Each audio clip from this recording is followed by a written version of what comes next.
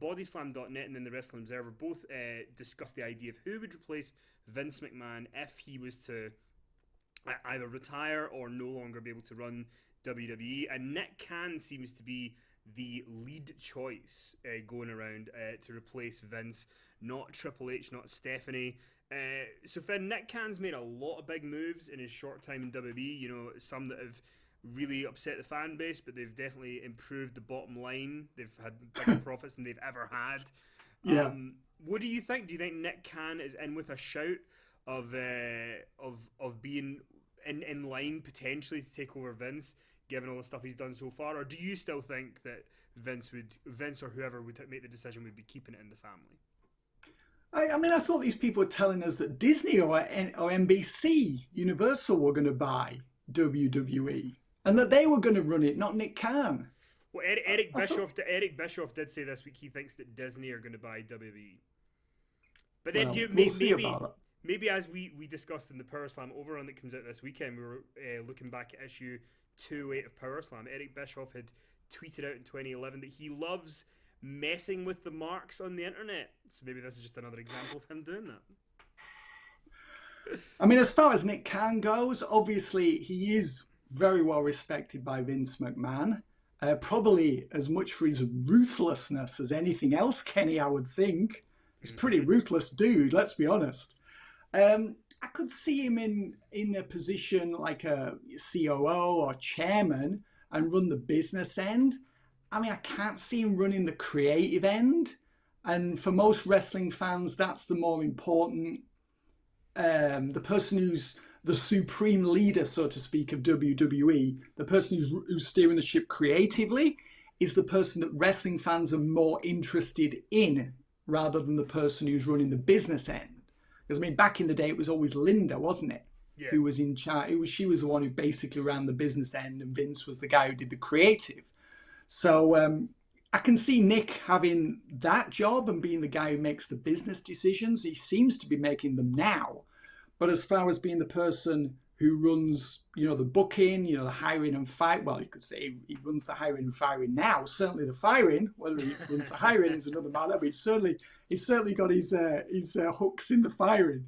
But I think it's still going to be, Paul Levesque, Stephanie who are going to run the creative end, which is really the aspect of the business that us as fans are more interested in.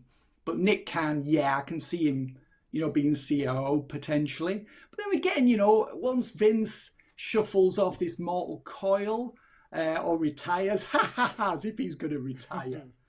When Vince is no longer there, no longer a presence there, he won't be the one who's got the power to make the big decisions. So he might install Nick as the top man while he's still got the power to do that.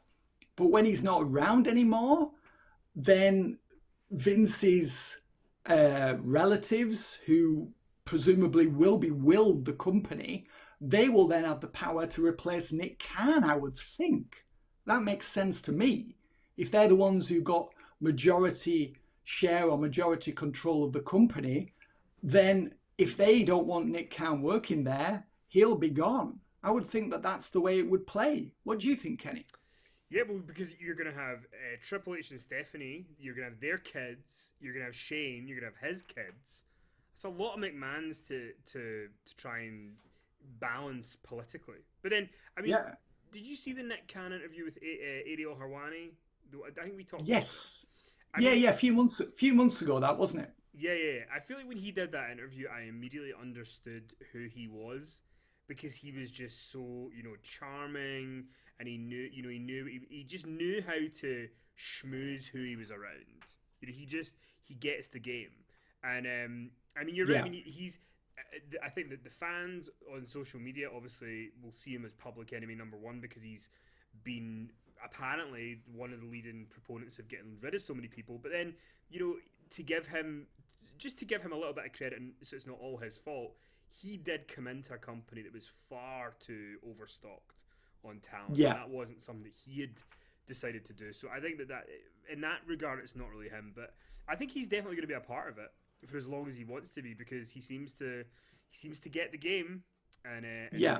know what he's going to do. But anyway, well, Oh yeah, he's a very sharp guy, and he's so smooth. The interview Ariel Hawani was just so smooth. He was just every single question he had. It was like he didn't even need to think about the answer.